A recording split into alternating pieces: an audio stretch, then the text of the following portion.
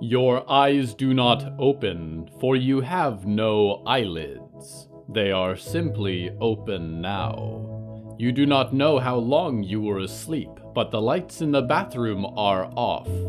You slide open the shower curtain and climb out of the tub. Your body shifts and cracks as you step into the darkness. The light switch does not work, and you step out into the agonizing morning light. You stop in front of the mirror in the hall. This is not the body you know. Your fingers are long, your hips skeletal, your face desiccated. You realize this does not horrify you. You have been haunted by your body all your life. It has defined every interaction with you, every assumption a stranger has made about you. Now you are unrecognizable. Now you are free. You put on a victorious black lipstick to match your abyssal eyes. This shade is called Hello from the Hallowoods.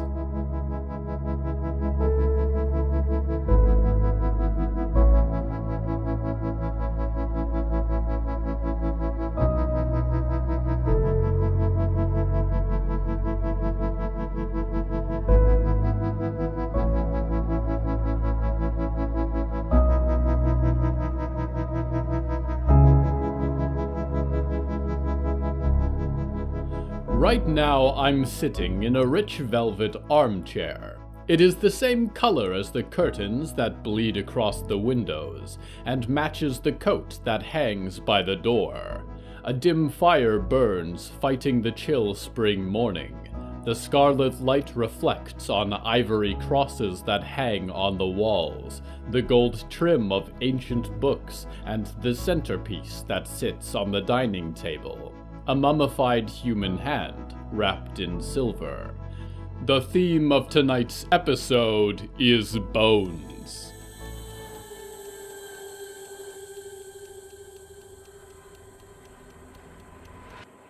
Olivier had not, for most of his life, been afraid. He had faced many terrors in the early days of his childhood, of course, and many worse since arriving at Downing Hill. He had approached them all with strength, with control, with impeccable displays of confidence. He had proved his worth in every moment, unshaken, watching as the others fell one by one. Yet now, in the dim light of the Instrumentalist's house, he could not control the shaking in his hands or the cold sweat that ran down his forehead. The bane of the northern woods stalked around the room, quick despite his elderly appearance, taking books from his shelves and adding them to a growing pile on the dining table. Olivier's mind raced. What could they say to address their failure? A lifetime in Downing Hill had taught them not to judge others based on appearance, and his instinct said that there was much more danger in this room than a white-haired old man.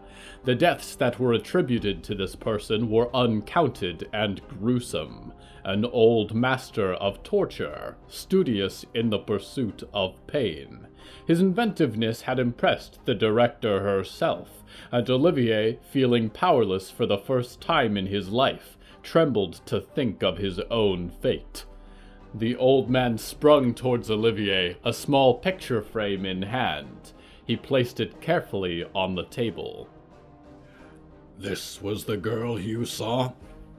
A child with long dark hair stood with a forced smile in between two adults, a woman with a pinched face, and a younger version of the instrumentalist. His round glasses had remained the same, although his hair and beard were longer now, spilling across his collared shirt. "Yes," Olivier said. "I'm positive." The old man gazed at the photograph wistfully for a moment before returning it to a shelf and sitting down to the table. "It is a grave matter," he said, glancing at Olivier from over his pile of volumes.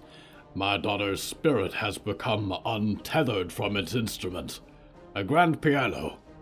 It was one of my finest pieces. Mahogany, you know. Bone shavings inset on the keys. Beautiful work. Spirits need control, especially those that were stubborn and unwilling to serve in life. My daughter was a troubled girl. If her bond has been broken, it will be most difficult to restore her to the Lord's will." Olivier nodded along, wide-eyed. "What are you looking at, boy? Has your spine dissolved?" "No, sir, Olivier stuttered, breathed, pulled his composure together. "Are you going to kill me?" "Kill you?" The old man laughed, a sneer that exposed his yellowed teeth. "You have presented me with a problem, a great inconvenience. I need that key, do you understand?" "Yes, I do, and I'm so sorry that—" "No excuses," the instrumentalist barked, slamming a hand on the table. "I was promised a master of the arts, a star pupil, they said to me. If you are the best that Downing Hill has to offer, then I have mistaken the reputation of that place. It matters not. You have seen my daughter. You have seen the abomination that holds her captive. You will lead me to them, and you will help me reclaim her, and that key. Perhaps I will teach you something of my art, more than the fallen heads at your library seem to have taught you. You need to be made useful." A cold realization dawned on Olivier. He had misread the situation entirely. He had not been sentenced to death. There was merely a change in authority. And Olivier could work with change. Under the Instrumentalist, he could succeed where he had failed at first. Perhaps with the books and the old wisdom of this dark messiah, he could find a way to impress the director. Perhaps she had not really wanted to send him away at all. She simply had appearances to maintain. That must be it. "I can help you with that, sir," Olivier said, the unshakable calm beginning to restore itself. "What can I do?" The Instrumentalist examined him with intent, and slid the stack of books over the table towards him. "You will start by reading," the sharp old man growled. "I have some research to do, several instruments to create. We have a formidable task ahead of us, you understand." Olivier nodded, recognizing some of the volumes by name. They were dark tomes, impossible to find copies of. Many had been on the acquisition list at Downing Hill as long as Olivier had been there. The old man rumbled on, stepping towards a dark door in the hall, stepping down a set of stairs into an unseen basement. His voice echoed from the cold depths. "We must take back a key of creation from that wretch at the scout post. We must unmake a revenant of great strength. And we must bind my daughter to a new instrument."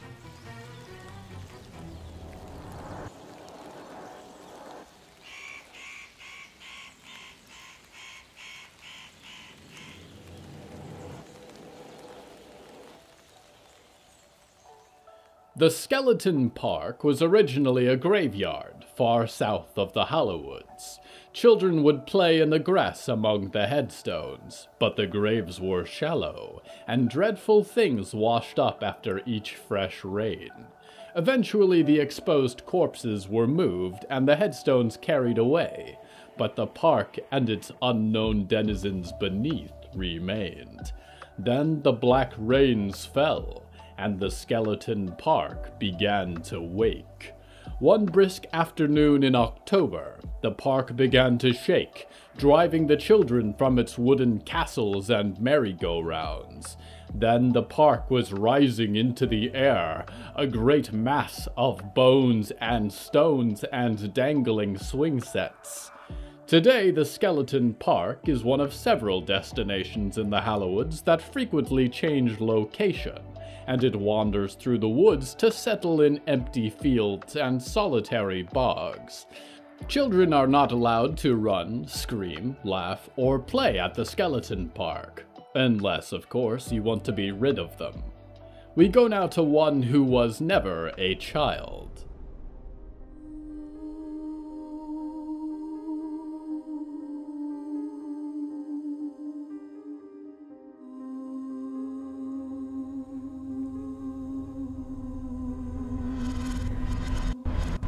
This is going to stain my suit, Polly thought, as he flung himself over a grassy bank. He rolled down the other side, soaking his trousers in the black mud, and snatched up his umbrella. Behind him, Mort came crashing over the hill, each footstep shaking the earth. Louder still was the roar of engines and gunfire behind them. "Remind me not to bring you to negotiations," Polly shouted, as Mort's mechanical boots sloshed through the mire. "Mort is not the problem," Yehezkel hissed. "We should have hidden, not tried to reason with men. There is no point in it." The shouting was growing louder, and behind them a small all-terrain vehicle came screaming over the bank. Yehezkel leaped onto the driver, wolf-like jaws sinking into his shoulder, and he shrieked as the vehicle rolled into the bog. She moved immediately into a run for the trees, and Polly began to sprint as the rest of the pack crested the hill. The swarm of four-wheelers was bedecked with flags and unsightly trophies, and their riders were just as garish. Fashion had certainly taken a dive after the end of the world. More concerning than the poor pattern matching was the affinity for automatic firearms, and a spray of bullets sent wet soil flying through the air. The drivers screeched together in whooping cries as they came racing forward. Polly darted for the trees, losing track of Yehezkel and Mort as they dashed in other directions. The thicket of black pines overcame much of the dry land, and with any luck would cut off the onslaught behind them. "You animals!" Polly shouted to no one in particular as he scurried up a slope of rock, ducking behind it in time to miss another volley of bullets. He flipped open his umbrella, summoning the burning eyes that blinked open in the fabric. "Maybe you'll understand this!" He leveled the umbrella back at the oncoming troop, sending a volley of flame into the bog beyond. The energies went off like fireworks, and the swarm swerved to a stop as the fire crackled around them. One driver charged through the smoke, unfazed by the heat. Polly recognized him as the chief talker in the bunch, although clearly he was not much of a diplomat. He was gorgeous, blonde, and had a set of vicious scars that ran from his eye to what remained of his ear. He flung himself from his vehicle and began sprinting towards the trees, weapon in hand.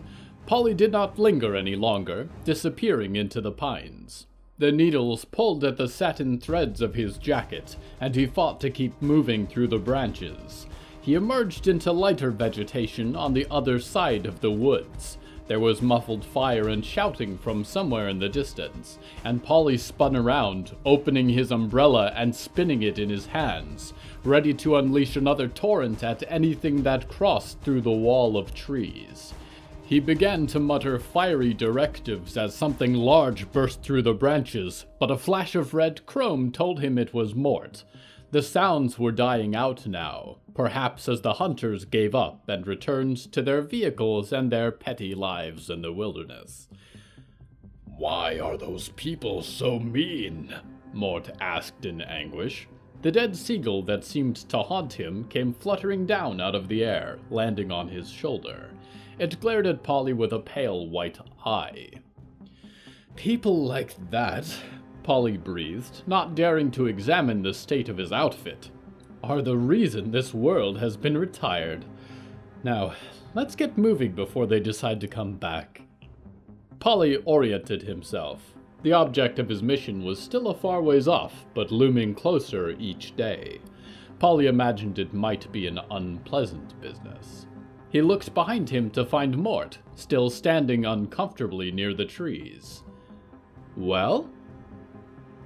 "Where's Yehezkel?" Mort asked. His skull wobbled nervously inside his glass dome. Polly realized that he had quite forgotten her, and listened intently. No hardened survivalists were bursting through the tree line, but no wolf woman either. I'm sure she's fine. Polly sniffed and turned away. You had to leave others to manage their own affairs. If she happened to rejoin the group, very well. If she did not, well, then Polly would not have to worry about having his organs ripped out once his work was complete. He plucked a pine needle from his lapel. I'm not going without her, Mort said. Polly twisted around again. The metal giant had sat down in front of the tree line like a human child throwing a tantrum. You'll do whatever I say, Mort, Polly announced, tapping his umbrella against the soil. You and I have to survive here. There is important business we are attending to. If Yehezkel can't keep up, then we don't need her. Besides, she has no great kindness for us. That makes me sad, Mort said. I like Yehezkel. You know precisely 2 people in the world, Mort. You'll find others you like. I'm not going without her, Mort repeated, crossing his arm and his metal claw. Polly snarled, his eyes burning. He marched back almost at eye level with the sitting construct. Fine, but you're going to wait right here until I come back. Understand? Mort nodded, green fires burning bright inside the black water of his dome. Polly said nothing more, and pushed back into the darkened woods. Hello, dreamers. A reminder from Lady Ethel Mallory about the importance of being prepared. Here in the Dreaming Box, we do our best to supply you with nutrition, good exercise, and expert medical care, all without disturbing your dreams. However, the human body has its limits, which is why now is a great time to think about your post-mortem wishes. You may spend your dreaming credits to have your body buried in a waterproof, non-biodegradable container in your hometown, guaranteeing that nothing unfortunate will happen to your mortal remains in the outside world. If you so choose, you can also donate your body for free to the Botco Sciences Division, where it will be used to develop exciting new treatments and technology for the Dreaming Box users to come. Rest assured, any rumors you've heard about the Botco Sciences Division are purely untrue. Lastly, the default option as marked in your terms and conditions is that your body will be added to your local Dreaming Box garden, where your organic material will be redistributed into valuable nutrients to feed the dreamers you've left behind. It's all part of the beautiful cycle of life in the Dreaming Box.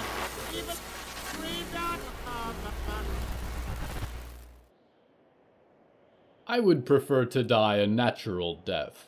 An implosion that consumes the universe, pulling every world into an endless silence, suns collapsing in the aftermath of my being, the ashes of the cosmos drawn into a singular point. From it a plane of being will be born, cascading into a new dimension, born of fire and antimatter. I understand death as a less dramatic affair for humankind. We return now to Apollyon. Polly emerged from the trees in time to see a trio of camo print jackets, lifting a bound Yehezkel into the back of the leader's truck. The horde went driving off, leaving wet tire tracks across the banks and winding bogs. Polly followed behind, and although he was tempted to take a Vorpal route, he did not have resources to spare. He had already burned more than his quota in the recent altercation. By the time he arrived on the outskirts of the camp, night was beginning to fall. The brisk winds of winter had not quite relinquished their grip on the throat of spring, and he burned brightly in the dark. Tonight was going to be a colossal waste of energy. But, he told himself, it was to keep Mort happy. That was the only reason he was prepared to admit. Large barricades of sharpened trees surrounded the camp, and the bog around them had been scattered with razor wire and steel traps, which Polly sidestepped nonchalantly. Guards were positioned at watchtowers, but their attentions were turned inward, towards a fiery light in the center of the camp. As Polly drew closer, he noticed the makeshift fortress was festooned with warning signs, black frog-like things impaled on spikes, and huge sections of antler sawed into pieces. The words Fort Freedom were written in huge red letters across the entrance to the crude nest. Polly did not find it terribly creative. He stood in the dim light with both hands on the handle of his umbrella, and began to speak.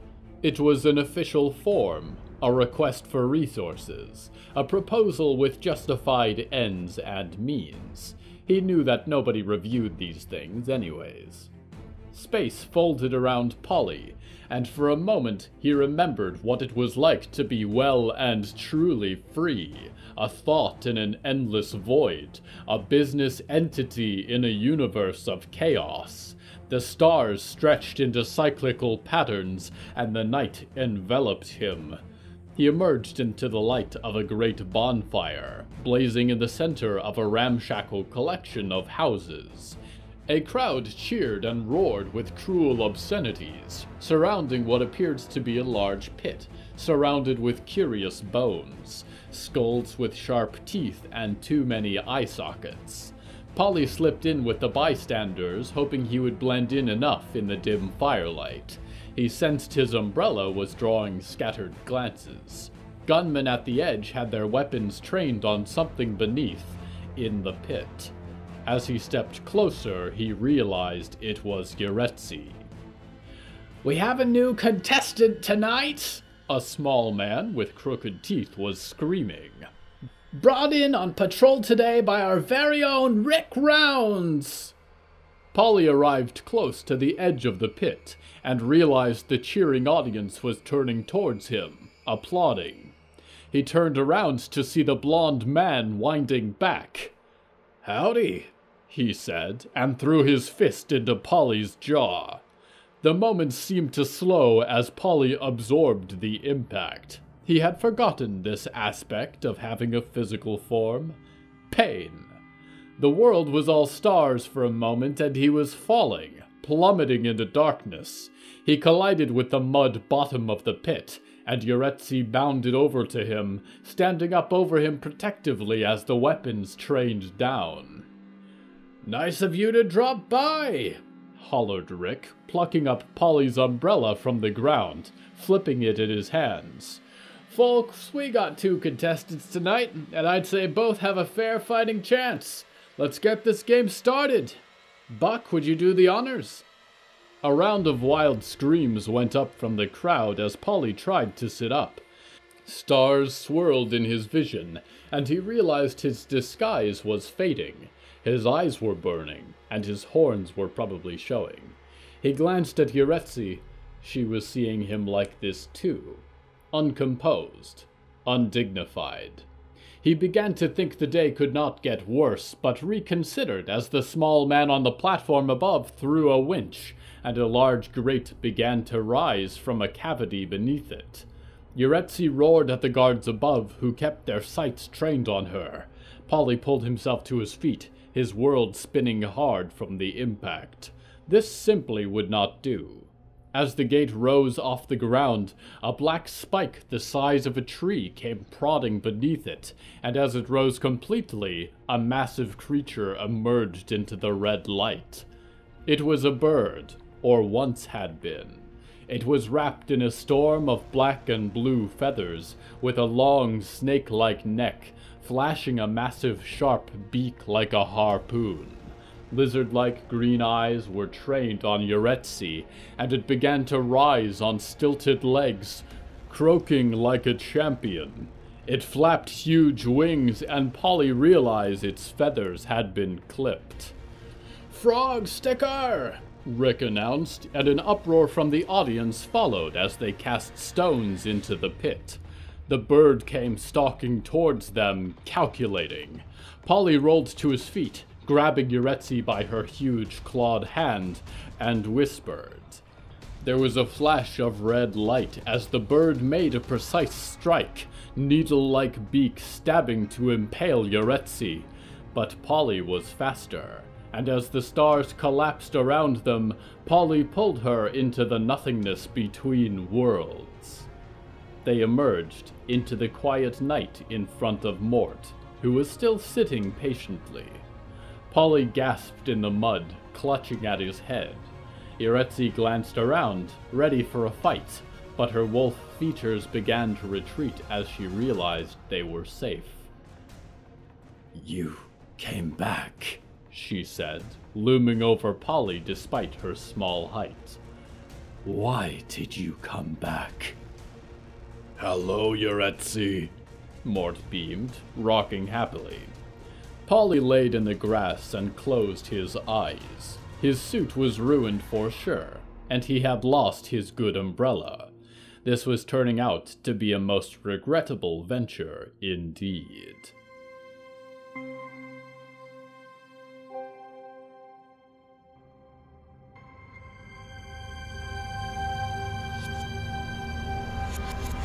Recently, some of you have begun to question me, dreamers.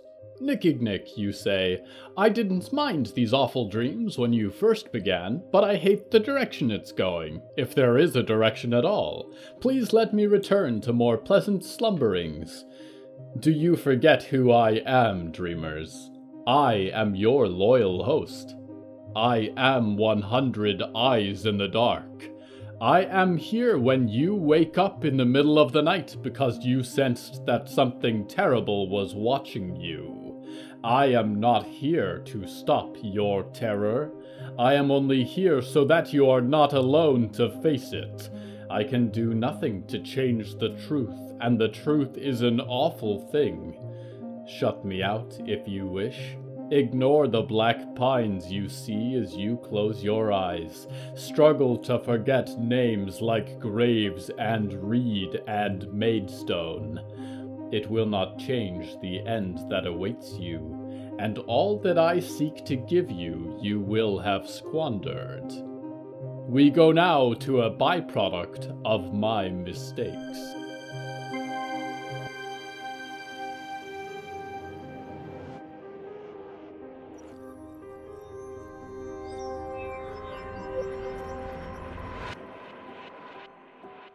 Jonah stood in the crypt of the ancients, yellow boots squeaking on the obsidian floors.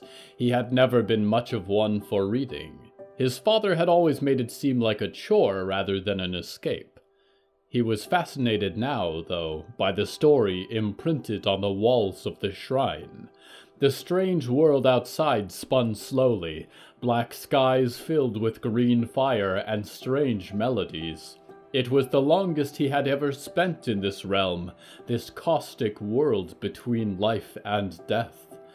There were recurring symbols on the walls that seemed to correspond with surreal imagery.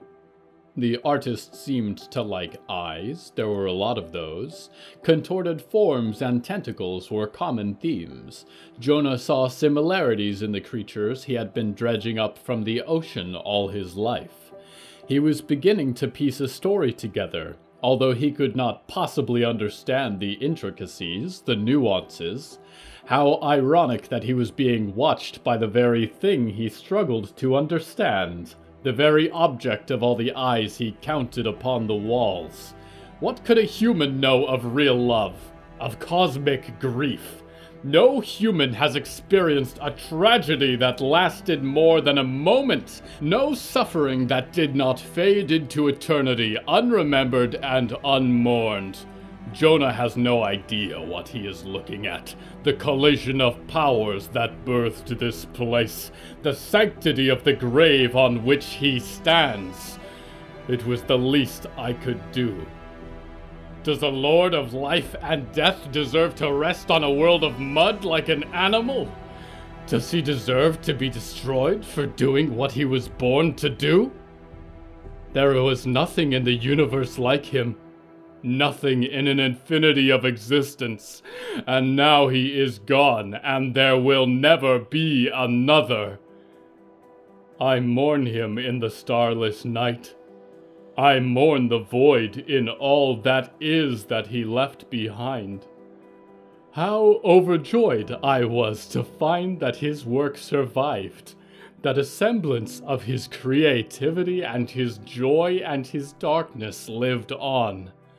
How in love I am with his black forests, his strange pines, his phosphorescent nights. How enraptured I am with his Hallowoods, and although I am broken, I will scream his memory to every distant corner of this cosmos. He would have liked nothing better than to be the subject of your nightmares, dreamers. That was just how he was, and I am not afraid to say that I loved him for it. We've quite forgotten Jonah here. Jonah is fine. For now.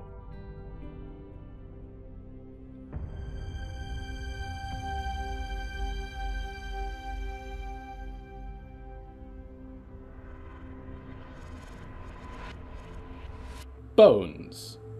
We are all just bones in the end. A thought manifested for a brief moment in a timeless universe. We take them through joy and through grief, through dark days and glittering nights. This is what we are here for, is it not? It is an enormous gift to have life, to see the sunlight and hear the wind whistling in the darkness, to hold a loved one close and, in time, to watch them fade away.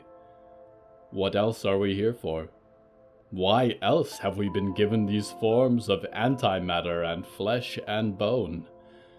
Until you are rendered back into thought, I will be here, dearest dreamer, waiting with teary eyes for your return to the Hallowoods.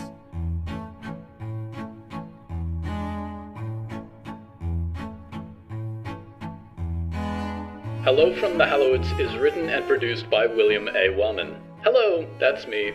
If you enjoyed this show, please don't forget to follow it and share it with a friend. The bonus story that goes with this episode is called Doom Dreams, and is available on the show's Patreon at patreon.com/Hallowoods. Because we operate without ads or sponsors, our supporters are all that keeps the show going. Plus, supporters get weekly bonus stories, behind-the-scenes content, exclusive merch, and more. Merchandise and episode transcripts are also available at hellofromthehallowoods.com. You can even find us on social media at @thehallowoods. Music is used under license from artlist.com. Our opening theme is Nightfall Hymn by Yehezkel Raz, and the closing theme is Farewell by Belsitzman and Matan, Ephrat. If you're a queer or marginalized writer who would like support in your writing projects, need weekly motivation, or have an unfinished book in your mental closet that you keep putting off, I also work as a writing coach to help people just like you develop your writing, stay motivated, and make progress towards your writing goals. If you'd like a free session to talk about that, find me at williamwellmanwrites.com or click the link below. Until then, dreamers, live your lovely lives and try not to think about the fact that you are a ghost piloting a skeleton.